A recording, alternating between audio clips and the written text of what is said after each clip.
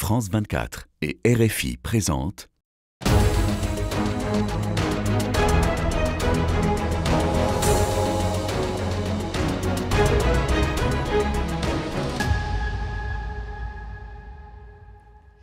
Bonjour à tous, bienvenue pour Ici l'Europe, notre émission qui vous est proposée par Radio France Internationale et France 24. En cette semaine où la guerre hybride de la Russie sur l'Europe est de plus en plus visible, nous nous tournons vers un pays qui a contré l'influence russe en se rendant aux urnes. La Moldavie, aux élections législatives du 28 septembre, le camp pro-européen a remporté une nouvelle manche malgré l'ingérence russe et l'usure du pouvoir. Le parti Action et Solidarité, le PAS de la présidente Maia Sandu, a raflé 50,2% des voix contre les partis proches du Kremlin.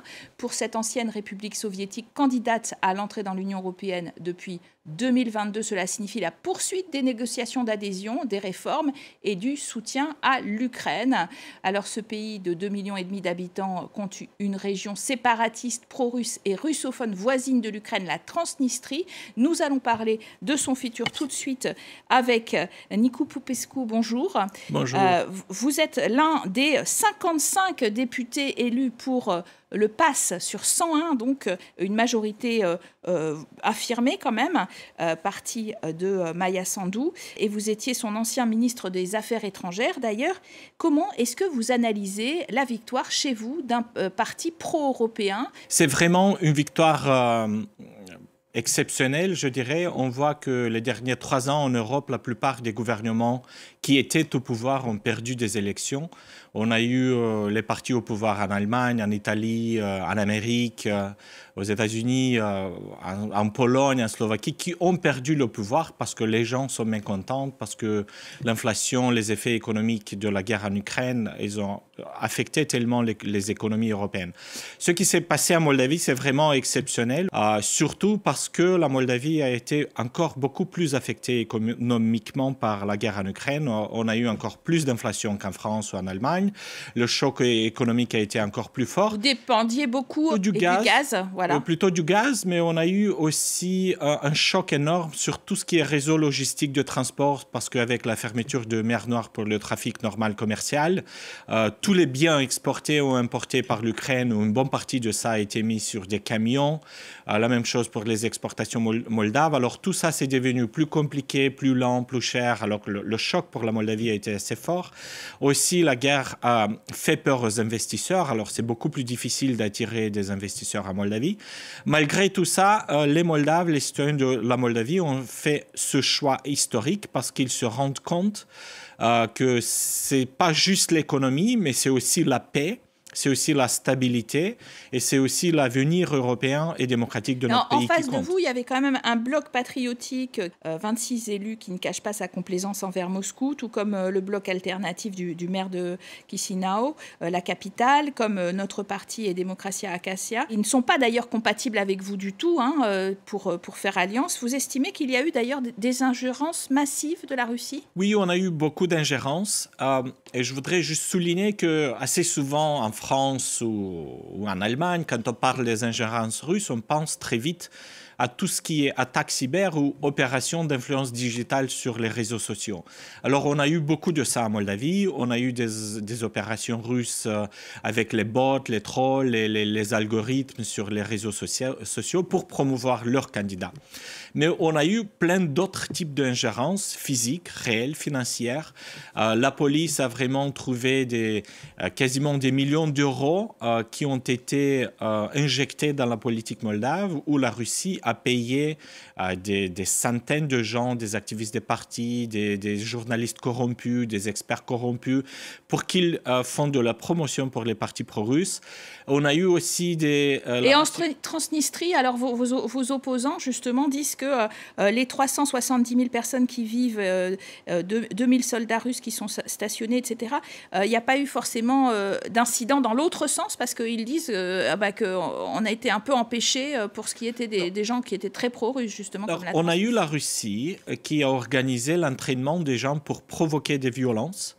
On a eu, ça c'est très bien connu en Moldavie, on a eu plusieurs dizaines de personnes qui ont été arrêtées parce qu'ils ont eu des entraînements organisés par les Russes pour attaquer la police, pour faire des explosifs, pour occuper des bâtiments publics. Et même le ministère de l'Intérieur serbe, alors en Serbie, on a eu des arrestations des Serbes qui ont médié et organisé ces entraînements violents.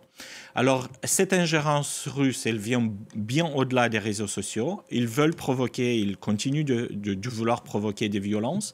On a eu arrêté, après les élections, 31 personnes qui sont venues depuis la région transnistrienne pour provoquer des violences, pour attaquer la police.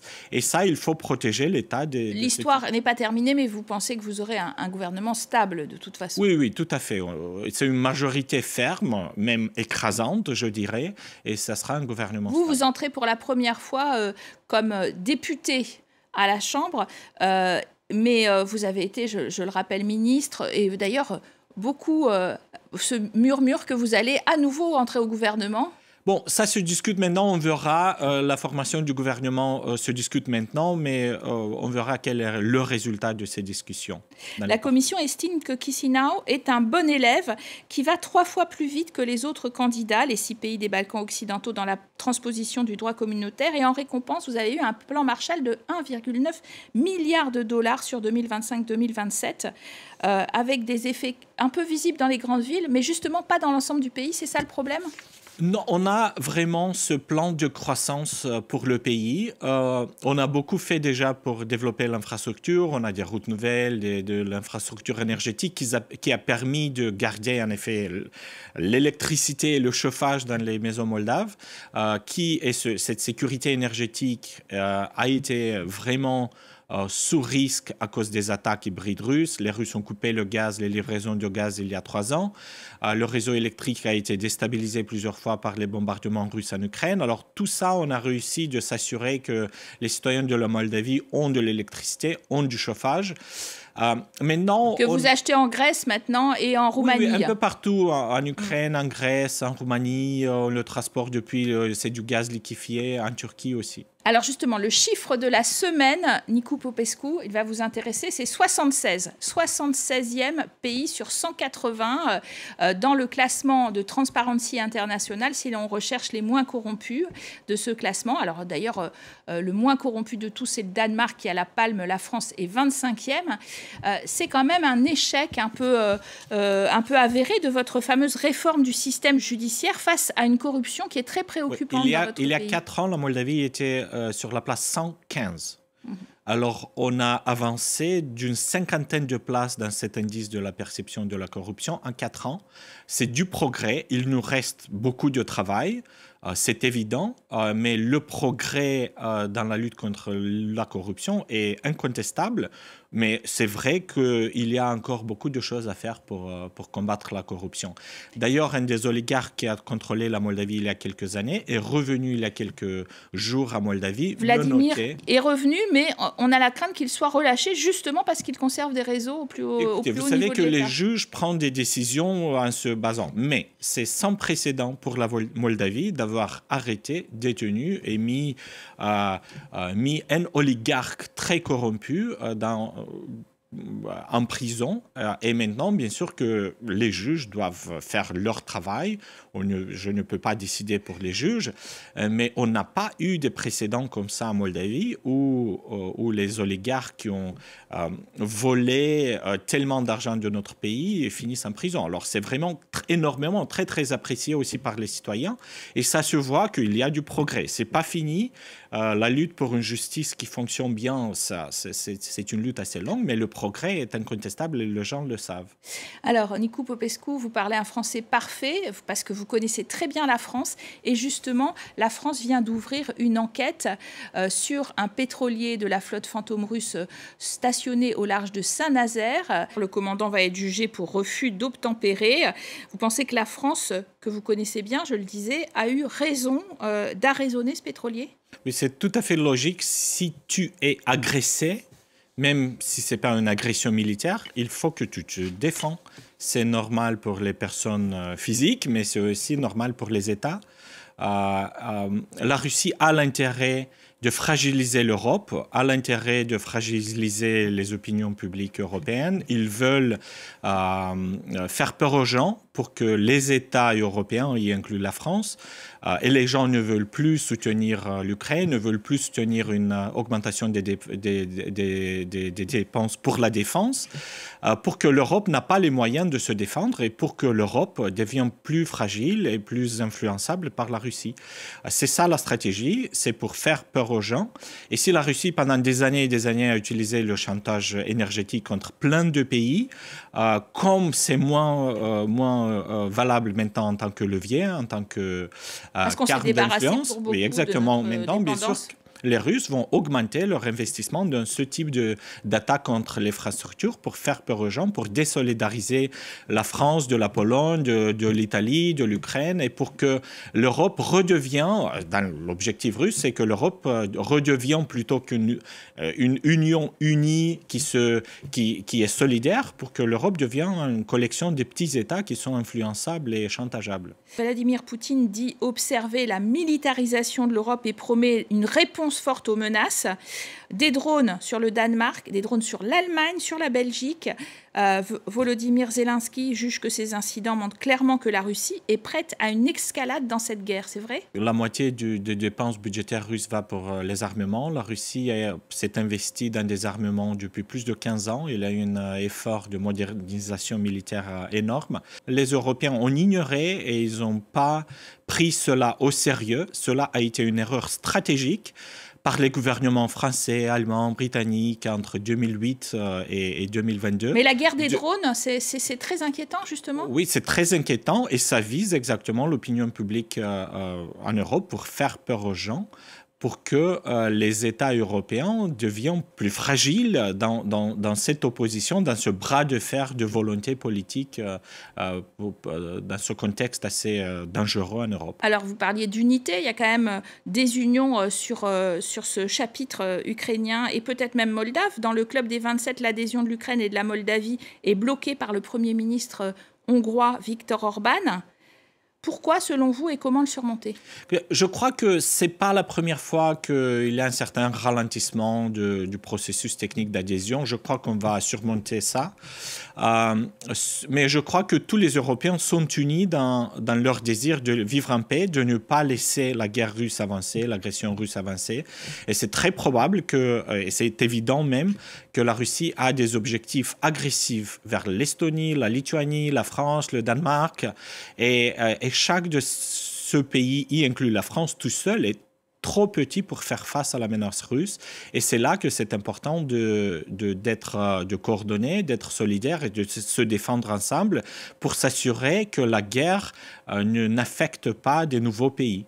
Alors les 27 ont été rejoints jeudi dernier par une vingtaine d'autres dirigeants européens à l'occasion d'un sommet de la communauté politique européenne. C'est un processus lancé par Emmanuel Macron 2 fois par an depuis 2022. Est-ce qu'on est dans l'inaction finalement en matière militaire ?